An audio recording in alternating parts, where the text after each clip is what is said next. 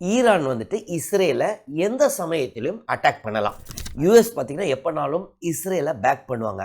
ஆனால் இந்த டைம் பார்த்தீங்கன்னா நாங்கள் எங்களுக்கும் இதுக்கும் சம்மந்தம் இல்லை அப்படின்னு சொல்லியிருக்காங்க.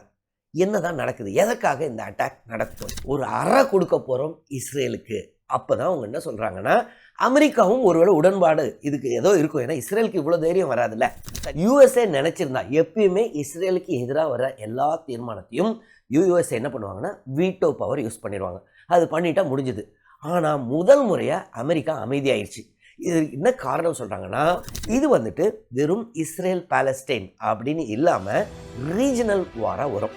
ஸோ இந்த ரீஜனல் வாராக ஆயிடுச்சுன்னா ஆட்டோமேட்டிக்காக அமெரிக்காவுக்கு வேறு வழி இல்லை.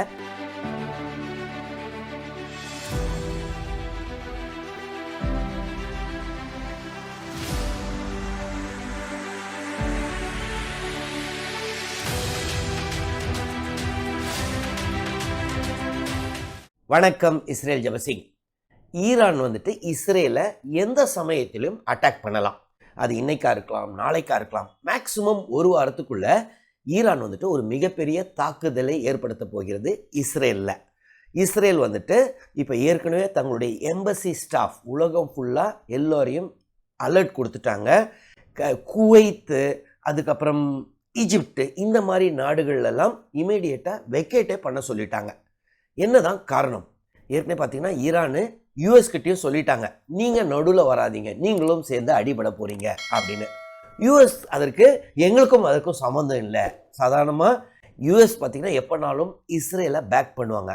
ஆனால் இந்த டைம் பார்த்திங்கன்னா நாங்கள் எங்களுக்கும் இதுக்கும் சம்மந்தம் இல்லை அப்படின்னு சொல்லியிருக்காங்க. என்னதான் நடக்குது? எதற்காக இந்த அட்டாக் நடக்க போகுது? இது பார்த்திங்கன்னா இந்த ஏப்ரல் 1 சிரியா எங்கே இருக்குன்னா இஸ்ரேலை சுற்றி இருக்கிற நாடுகளில் சிரியா ஒரு நாடு. அதோடைய தலைநகரம் டமஸ்கஸ்.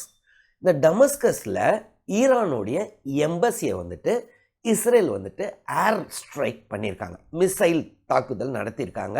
இதில் முக்கியமான இது என்னென்னா 7 ஈரானியர்கள், அவங்களுடைய எம்பசியில் இருந்த ஈரானியர்கள் இறந்து விட்டார்கள். அதில் 2 பேர் பார்த்திங்கன்னா டாப் ஆர்மி ஜென்ரல்ஸ், ஈரானுடைய முக்கியமான ஆர்மி ஜென்ரல் அந்த தாக்குதலில் இறந்துருக்கிறாங்க. சாதாரணமாக பார்த்திங்கன்னா இது அவங்களுடைய எம்பசி. ஸோ அவங்களுடைய எம்பசி வந்து இப்போ யூஎஸ்லாம் எப்பயுமே அவங்களுடைய எம்பசியை யாராவது தாக்குதல் நடத்தினா அவங்க என்ன சொல்லுவாங்கன்னா, அது எங்கள் சாயில் அடிச்சிங்கன்னா நாங்கள் எப்படி திருப்பி அடிப்போமோ அந்த மாதிரி தான் அடிப்போம்னு சொல்லுவாங்க. ஸோ அதே மாதிரி தான் ஈரானும் இப்போ ஸ்டாண்ட் எடுத்திருக்கு. இப்போ அந்த டமஸ்கஸ், அதுதான் தெரியும்ல, டிப்ளமேட்டிக் மிஷன், அது கன்சலேட்டு, அந்த இடத்துல நீங்கள் அடிச்சிங்கன்னா எங்களை தாக்குதல். அது எங்களுடைய 2 பெரிய ஆர்மி ஜெனரல் இறந்துட்டாங்க. ஒரு அறை கொடுக்க போகிறோம் இஸ்ரேலுக்கு. அப்போ தான் அவங்க என்ன சொல்கிறாங்கன்னா, அமெரிக்காவும் ஒருவேளை உடன்பாடு இதுக்கு ஏதோ இருக்கும். ஏன்னா இஸ்ரேலுக்கு இவ்வளோ தைரியம் வராதுல்ல தனியாக, ஏன்னா எம்பசி அடிக்கிறதுக்கு. அதனால் நீங்கள் உங்களையும் சேர்த்து அடிப்போன்னு ஃபஸ்ட்டு சொன்னாங்க. உடனடியாக அமெரிக்கா சொல்லிச்சு, அந்த தாக்குதலுக்கு முன்னாடி எங்களுக்கு எந்த கன்சல்டேஷனும் நடக்கலை, எங்களுக்கும் இதற்கும் சம்மந்தமே இல்லை அப்படின்னு சொல்லிட்டாங்க. ஸோ இப்போ என்ன சொல்லிட்டாங்கன்னா, ஈரானு நீங்கள் அப்போ நடுவில் வராதிங்க, ஒரு அறை கொடுக்க போகிறோம் அப்படின்னு சொல்லியிருக்காங்க. இது ஏன் இஸ்ரேல் அங்கே தாக்குதல் நடத்தணும்? இது பார்த்தீங்கன்னா சிரியாவிலேருந்து ஹெஸ்பொல்லா அப்படின்னு ஒரு ஆர்கனைசேஷன் வந்துட்டு இஸ்ரேலை தாக்குதல் நடத்திக்கிட்டே இருப்பாங்க. இஸ்ரேல் வந்துட்டு சிரியாவில் அடிப்பாங்க. இது தொடர்ந்து நடந்துக்கிட்டு இருக்கு. இது என்ன காரணம்? ஏன் இஸ்ரேல் வந்துட்டு ஈரான் மேலே அவ்வளோ கோவம் வருதுன்னா, ஈரான் தான் இந்த ஹெஸ்புல்லாவை சப்போர்ட் பண்ணுறாங்கன்றது இஸ்ரேலுடைய கூற்று. ஆனால் இஸ்ரேலுக்கும் ஈரானுக்கும் ஏறக்குறைய 1979 ஒரு ஷேடோ வார் போய்கிட்டே இருக்குது.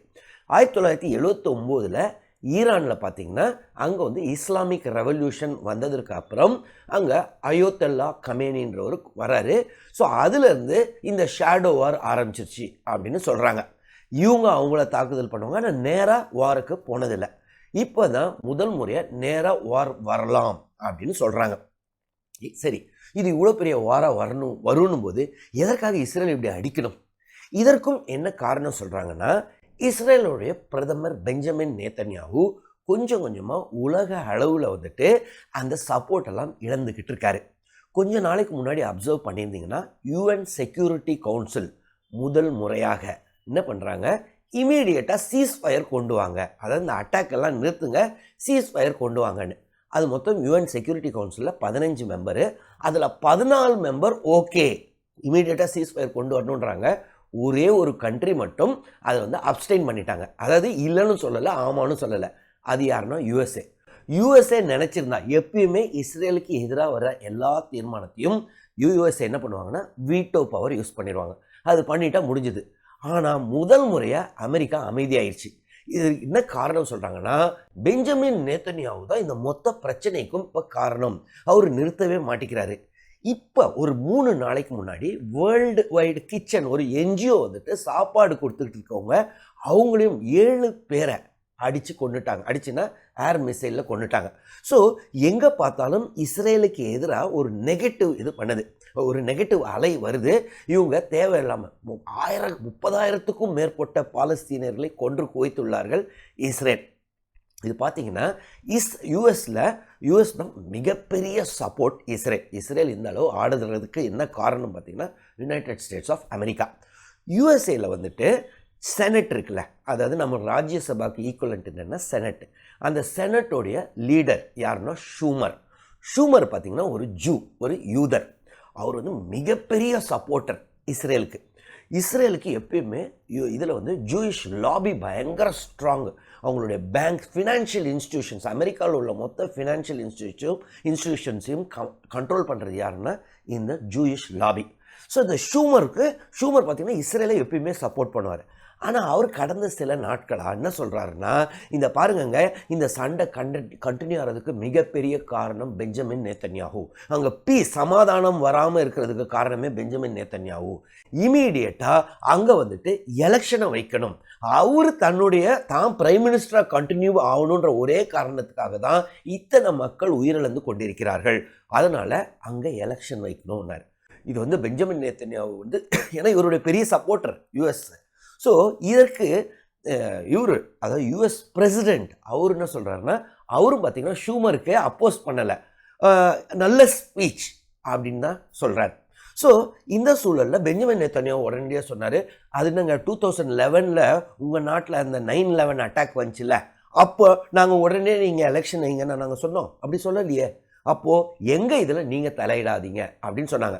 ஸோ கொஞ்சம் கொஞ்சமாக பெஞ்சமின் நேத்தன்யாஹூ தன்னுடைய சப்போர்ட்டை இழந்துக்கிட்டு இருக்காரு. யூஎன் செக்யூரிட்டி கவுன்சில் ரெசல்யூஷன் வேறு வந்துருச்சு, ஆனால் அவர் கண்டினியூ பண்ணிக்கிட்டு இருக்காரு. இந்த சூழலில் வேணும்னு தான் இவர் அட்டாக் பண்ணாருன்றாங்க. ஏன் அந்த எம்பசி அட்டாக் பண்ணாருன்னா, இமீடியட்டாக ஈரான் வந்துட்டு கண்டிப்பாக யூஎஸ் அட்டாக் பண்ணலாம். ஏன்னா யூஎஸ் எஸ்டாப்ளிஷ்மெண்ட்ஸ் அங்கங்கே இருக்குது. அப்போது இது வந்துட்டு வெறும் இஸ்ரேல் பாலஸ்டைன் அப்படின்னு இல்லாமல் ரீஜனல் வாராக வரும். ஸோ இந்த ரீஜனல் வாராக ஆயிடுச்சுன்னா ஆட்டோமேட்டிக்காக அமெரிக்காவுக்கு வேறு வழி இல்லை, இஸ்ரேலை பேக் பண்ணி தான் ஆகணும். ஸோ இதை தெரிந்து கொண்டே தான் இவர் அதை அட்டாக் பண்ணியிருக்காரு. அப்போ ஈரான் ஆட்டோமேட்டிக்காக திருப்பி அடிப்பாங்கல்ல இஸ்ரேலை, இல்லைன்னா யூஎஸ் எஸ்டாப்ளிஷ்மெண்ட்ஸ் அடிப்பாங்கள்ல, அப்போது இது ஒரு ரீஜனல் வாரம் ஆகிடுமா? அப்போது இஸ்ரேல் வந்துட்டு தனியார், ஏன்னா தன்னுடைய சப்போர்ட்டை இழக்கிறனால வாரை கண்டினியூ பண்ணுன்றதுக்காக இது பெஞ்சமின் நேத்தன்யாஹூ தெரிந்தே செய்த ஒன்று அப்படின்னு அப்சர்வர்ஸ்லாம் சொல்கிறாங்க. ஏன் பெஞ்சமின் நேத்தன்யாஹூவுக்கு அங்கே சமாதானம் வந்தால் பிடிக்காதா? நாடு சமாதானமாக இருந்தால் நல்லது இல்லையா? பார்த்தீங்கன்னா ஏற்கனவே இந்த பாலஸ்டைன், ஹமாஸ் இந்த அட்டாக் வரதுக்கு முன்னாடி பெஞ்சமின் நேத்தன்யாஹூடைய ரேட்டிங் மிகவே குறைந்து இருந்தது இஸ்ரேலில். அவருக்கு எதிராக மிகப்பெரிய அதிருப்தி இருந்துச்சு. இந்த சூழலில் அவர் ஒருவேளை ஏன்னா இவ்வளோ ஒரு மேஜர் அட்டாக், அதாவது ஹமாஸ் வந்துட்டு இவ்வளோ பிளான் பண்ணி அந்த அக்டோபரில் அடித்த அட்டாக்கு இவருக்கு தெரியாமல் நடந்திருக்குமா, தெரிஞ்சே கூட விட்டுருக்கலான்னு நிறைய பேர் சொன்னாங்க. ஸோ தட் ஒரு வார் வரணும். ஏன் உங்களுக்கு வார் வரணும்? ஏன்னா அவரை பொறுத்தவரை இந்த 2 ஸ்டேட் சொல்யூஷன், இஸ்ரேல் பாலஸ்டைன், இந்த தனியாக 2 நாடாக இருக்கிறது அவங்களுடைய ஐடியாலஜிக்கு எதிரானது. 1993 ஹிட்சாக் ரபின் அவர் பார்த்தீங்கன்னா ஒரு ஆஸ்லோ அக்கார்டு அப்படின்னு 1993 இஸ்ரேலுக்கும் பாலஸ்டைனுக்கும் ஒரு சமாதான உடன்படிக்கை வருது. அதாவது இதுக்கப்புறம் 2 நாடாக பீஸ்ஃபுல்லாக கோ எக்ஸிஸ்ட் ஆகலாம். பாலஸ்தைன் நீங்கள் இருந்துக்கோங்க, இஸ்ரேல் நாங்கள் எங்கள் இடத்துல இருக்கோம். இதுவே வந்துட்டு யூஎஸ்ஏ நிறையா ப்ரெஷரைஸ் பண்ணி இட்ஷாக் ரபீனும் சரி ஒரு கட்டத்தில் சமாதானம் எவ்வளோ காலம் தான் 1948 அடிச்சுக்கிட்டு இருக்காங்க, சரி நம்ம சமாதானத்துக்கு வந்துடுவோம்னு 1993 அந்த ஆஸ்லோ அக்கார்டு இது பண்ணுறாங்க. அதுக்கப்புறம் பார்த்தீங்கன்னா அவருக்கு எதிராக அந்த இட்ஷாக் ரபீனுக்கு எதிராக நிறைய வலதுசாரி கட்சிகள் அதில் யாருன்னா பெஞ்சமின் நேத்தன்யாவு உட்பட இவங்கெல்லாம் இவர் சரியில்லை, இவர் இப்படி இருக்கக்கூடாது, இறக்க வேண்டிய ஆள் இப்படிலாம் சொல்லி 1995 பார்த்தீங்கன்னா இவர் ஒரு மீட்டிங்லலாம் என்னென்னமோ சொல்லுவார், இன்சைட் பண்ணாருன்னு சொல்கிறாங்க. கடைசியில் அந்த இட்ஷாக் ரபீனை அசாசினேட் பண்ணிட்டாரு ஒரு டீனேஜர். அந்த டீனேஜர் இன்சைட் ஆனதுக்கு வலதுசாரி கட்சிகள் மிக மிக முக்கிய காரணம், அது பெஞ்சமின் நேத்தன்யாவும் ஒரு காரணம் அப்படின்னு சொல்கிறாங்க. ஸோ அவர்களை பொறுத்தவரை இந்த 2 ஸ்டேட் அப்படின்னு இருக்கவே கூடாது. மொத்தம் சண்டை இது பண்ணி கொஞ்சம் கொஞ்சமாக பாலஸ்தீனியர்கள்லாம் வெளியேற்றி அந்த மொத்தத்தையும் அவங்களுக்குள்ளே கொண்டு வந்துடணுன்றது தான் வலதுசாரி இஸ்ரேலுடைய வலதுசாரி கட்சிகளுடைய நோக்கம். ஸோ அதனால் இப்போ ஏற்கனவே இஸ்ரேலுக்கு கொஞ்சம் கொஞ்சமாக இது இழக்கும்போது அவங்களுடைய சப்போர்ட் பேஸ் எல்லா உலகம் முழுவதும் இஸ்ரேலுக்கு எதிராக ஒரு எரிச்சல் தான் வந்திருக்கு. ஏன்னா அப்பாவி பாலஸ்தீனிய மக்களை கொன்று குவித்து கொண்டிருக்கிறார்கள். ஸோ இந்த சூழலில் தான் வேணும்ன்ட்டு இப்போ ஈரான் எம்பசியை, அதாவது கன்சுலேட்டை சிரியாவில் அட்டாக் பண்ணியிருக்காங்க, டமஸ்கஸில். ஸோ இப்போ ஈரான் ப்ரோவோக் பண்ணிட்டாங்க. ஈரானை பொறுத்தவரை ஏற்கனவே இப்போ அமெரிக்காவை சைடு பண்ண சொல்லிட்டாங்க. அமெரிக்காவும் எங்களுக்கு தெரியாதுன்னு சொல்லிட்டனால இப்போது ஈரான் எந்த நேரம்னாலும், அது இன்னைக்கா இருக்கலாம், நாளைக்கா இருக்கலாம், இன்னும் ஒரு வாரத்துக்குள்ளே கண்டிப்பாக ஒரு மேஜர் அட்டாக் பண்ண போகிறாங்க. அவங்க மற்ற எம்பசியை அட்டாக் பண்ணுவாங்களா, அதாவது இஸ்ரேல் எம்பசி மற்ற நாட்டில் இருக்கிற எம்பசி. ஏன்னா இவங்க இஸ்ரேல் பண்ணது ஈரானுடைய எம்பசியை தானே அடித்தாங்க.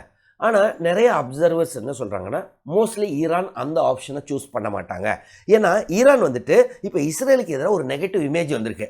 இவங்களும் மற்ற நாட்டில் போயிட்டு இஸ்ரேல் எம்பசி அடித்தா அதுவும் இன்னும் ஈக்குவல் ஆகிடும். ஸோ அதை பண்ண வாய்ப்பு இல்லை. மோஸ்ட்லி அது ஒரு ஏர் ஸ்ட்ரைக்காக இருக்கலாம், இல்லை ஏதோ ஒரு மேஜர் ஸ்ட்ரைக் இருக்குது. ஏன்னா ஈரானுக்கும் இப்போ ப்ரெஷர் ஏதோ பண்ணி ஆகணும். இல்லைனா அவங்க டொமஸ்டிக்காக என்ன யோசிப்பாங்க, நம்ம நாட்டை உடைய டாப் ஆர்மி ஜெனரலை, அதுவும் நம்ம எம்பசியில் இருக்கிறவங்கள கொண்டுட்டாங்க, நம்ம நாட்டு அரசு ஒன்றும் பண்ண மாட்டேங்குது. ஸோ டொமஸ்டிக்காக அவங்களுக்கு ப்ரெஷர் இருக்கும். ஸோ கண்டிப்பாக அவங்க தாக்குதலை நடத்த போகிறார்கள். அந்த தாக்குதல், அந்த மேஜர் ஸ்ட்ரைக் ஈரான் இஸ்ரேல் அடித்தோடனே இஸ்ரேல் திருப்பி அடிக்க போகுது. ஸோ இது வந்தோடனே ஒரு ரீஜனல் வாராக ஆக வாய்ப்பு இருக்குது. அதை எப்படி உலக நாடுகள் ஹேண்டில் பண்ண போகுதுன்னு தெரியல. குறிப்பாக அமெரிக்கா இஸ்ரேலை, குறிப்பாக அதோடைய பிரதமர், இஸ்ரேல் நாட்டு பிரதமர் பெஞ்சமின் நேத்தன்யாவை கொஞ்சம் கண்ட்ரோல் பண்ணால் நல்லது. ஏற்கனவே அவருக்கு இவரும் பெஞ்சமின் நேத்தன்யாவுக்கும் அவருடைய இது போயிடுச்சு, சப்போர்ட் போயிடுச்சுன்னு தெரிஞ்சிருச்சு. அதனால தான் எப்படியாவது யாரையோ ஒரு தூண்டி ப்ரொவோக் பண்ணி இதை ஒரு வேர்ல்டு வாராவோ அட்லீஸ்ட் ரீஜனல் வாராவோ மாற்றணும்னு அவருடைய எண்ணம். இது எப்படி போக போகுதுன்னு தெரியல. ஆனால் நான் ஏற்கனவே சொன்ன மாதிரி எப்போனாலும் ஈரான் இஸ்ரேலை அட்டாக் பண்ண மிகப்பெரிய வாய்ப்பு இருக்குது. இந்த வீடியோவில் உங்களுக்கு ஏதாவது டவுட்ஸ் இருந்தால் கமெண்ட்ஸில் எழுதுங்க, நான் கிளாரிஃபை பண்ணுறேன். தொடர்ந்து இந்த சேனல் மூலமாக சந்திப்போம். நன்றி, வணக்கம்.